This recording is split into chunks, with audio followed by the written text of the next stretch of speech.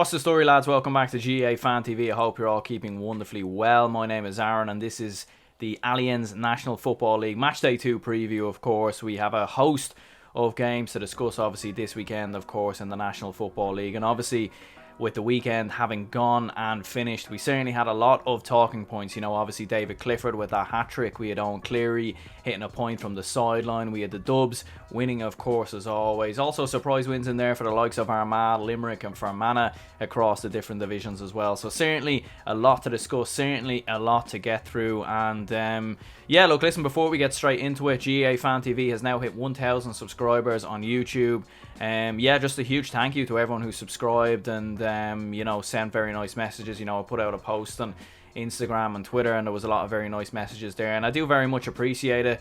You know, it's been a long journey to 1,000 subs, in all honesty, but we've got there eventually. And you know, it's a mad story. Like, I started this channel back in 2017 and you know, it was only supposed to be a couple of videos really, and we kind of just kept going, and I quit the channel about 100 times and kept coming back. But you know, obviously last year the majority of you would have subscribed then because of, obviously, you know, I was certainly more consistent back then, and certainly over the past year and this year I've really, in my opinion anyway, just started to take this a lot more seriously and try to improve, get better and make better content and better videos for everyone, of course, that's watching. And yeah, you know, of course, as always, if you could subscribe if you haven't already. Look, listen, we're on 1,000, but can we begin the journey to 2,000? How long is that going to take? Let's hope it doesn't take another 4 years, because you know, it's definitely taken a long time. But look, listen, I've probably only been consistent really over the past 1 or 2 years, so we'll see what happens. But yeah, look, listen, we'll run through the fixtures and just give my predictions. I suppose we have Donegal and Monaghan. We'll start with Division 1 North. We've got Donegal and Monaghan, and this is a very interesting game, you know, because Monaghan actually, although they got beat by Armagh, I actually thought they played quite well. Like, I rewatched the game yesterday because I didn't watch it live at the time, and I was expecting maybe Monaghan to be a little bit drab or a little bit poor, like the fact they got beat by Armagh. But you look at their team, like, they made a lot of changes in their team. You know, Conor McManus, of course, came off the bench. You also had, of course, Darren Hughes, who came off the bench as well. So, you know, they certainly weren't up to their absolute best on the day. Like, Aaron Mulligan started, hit 5 points, looked quite bright. You had Andrew Woods in there, Sean Jones, of course, as well, who scored that goal. So I was actually quite impressed with Monaghan, to be fair to them, considering the amount of changes they made. Look, listen, obviously Armagh were the better side on the day, and they certainly deserved the victory. But Monaghan did show some positive signs, and you know, the thing about Monaghan is they're the type of team that loses to Armagh but then beats Donegal. Like, that has been Monaghan 101 over the past couple of years. Like, you look at Monaghan's big defeats, it's been against the likes of your Fermanaghs, your Cavans and your Armaghs, etc. No disrespect to those counties, but they've often beaten your Donegals, your Tyrone. So it's going to be an interesting one. And Donegal, obviously, you know, we seen that game against Tyrone. I did my match reaction, of course, on the channel, and I thought they played very well. You know, certainly they just had a little more experience. They were a little bit more cute and clever, I found, in the game.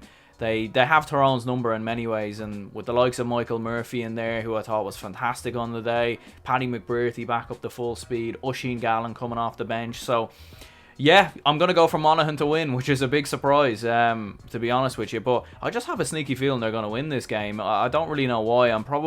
It's a bit of a dubious prediction in many ways, because I'm basing it off the fact that Monaghan tend to turn up in these games and get a victory. And I do still think they're a top team, and I feel like a win here would kind of remind people that, okay, they are still a, you know, top 8, top 9 team in the country. Armagh and Tyrone is the other game. We were saying there, obviously, Armagh, of course, with that victory over Monaghan, and you know, for the first time in a while, Armagh showed that kind of you know, strength and skill and sort of guile that we haven't associated with Armagh over the past couple of years. They weren't maybe as reliant on Rian O'Neill. They seemed to play the game a lot more better. They played more as a team, in my opinion. And they showed a lot more bite as well, because obviously in the Donegal game last year they were just completely rolled over. Rory Grugan's a very talented player. He hit 6 points on the day. Stephen Campbell with 1-1. I've always been very impressed with Stephen Campbell. Like, he's a very fast, explosive player. Runs off the shoulder, scores a lot of goals, causes a lot of problems for defenders.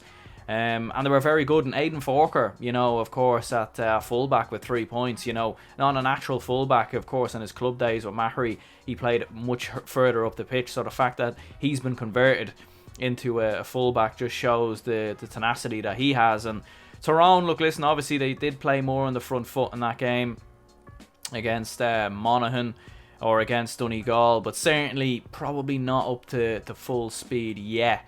They still need to get Cathal McShane back. You could tell in that game, in the Tyrone game, of course, they were trying a few different things out, trying to get players more up to speed. And obviously Paul Donaghy had 10 points on the day, and he was fantastic. So I'm going to go with Tyrone to edge it, in my opinion. Interesting enough, that would leave everyone on 2 points going into the final game. But I just think Tyrone will have a little bit more than Armagh. I think this is a very important game for Tyrone, because for Tyrone, I think if they were to end up getting relegated in their first season under this new managerial pair, and it just wouldn't be good, because under Mickey Hart they would never get relegated, in my opinion. So it's an important game, and I expect them to get the victory. Division 1 South, we've Galway versus Roscommon here. First of all, this is a massive game for Galway. They were really poor in that Kerry game. We know they can do a lot better, we really do. And it's a hard one to know with Galway at the moment. They look like a team that in many ways is probably in a bit of transition. They've had a couple of players that have opted out and stepped away in recent seasons. And they've a lot of very good players coming through there under 20 level, and obviously with Shane Walsh, he's one of the best forwards in the country. Damien Comer offers a lot as well. But you need to see more from the likes of Desi Keneally or Eamon Brannigan or a few of the other lads that were in the team that day. I like Paul Conroy, I like Matthew Tierney, and even Tom O'Culhan on the bench, who didn't play, of course, in the Kerry game, is certainly a player that can provide a bit of threat. But certainly in the defence, there's a couple of question marks there over the likes of Gary O'Donnell or Johnny Heaney, for example. Well, to be fair, Johnny Heaney actually went off. He went off on the 26th minute in that game. So we know Galway can do better. And Roscommon, to be fair to them, showed a lot of spirit in the Dublin game. They fought very, very hard. I was impressed with Donny Smith and Enda Smith and their work rate.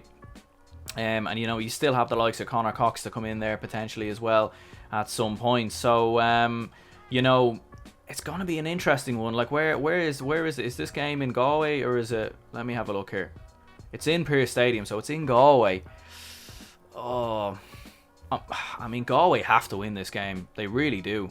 They have to win this game. If they don't win this game, there's massive question marks over Padraig Joyce and his management team. I don't know what I'm going to go for here. Do you know what? I'm going to go for a draw. It's a safe bet. But I'm going to go for a draw. Dublin Kerry is the other game. This is the El Clasico of Gaelic football. This is the big game. This is the game we all want to see. And if all goes well, I'll be doing my first ever live watch-along stream during this game. So do tune in for that.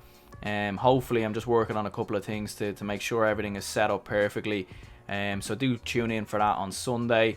But I actually think Kerry will beat the Dubs. And as a Dublin man myself, I've tended to kind of give Kerry the edge over Dublin in recent, last year in particular. I do think this will be the only time Kerry will beat Dublin in 2021. I do kind of want to stress that. But the reason why I feel Kerry will win this game is because they're coming into this in explosive form. Obviously David Clifford, of course, with that hat-trick. And they just have a lot of talent altogether with your Sean O'Shea's and your Killian Spillane, who I've said before, in my opinion, is one of the more underrated forwards in the country, especially in this Kerry team. He probably doesn't get the recognition that he deserves.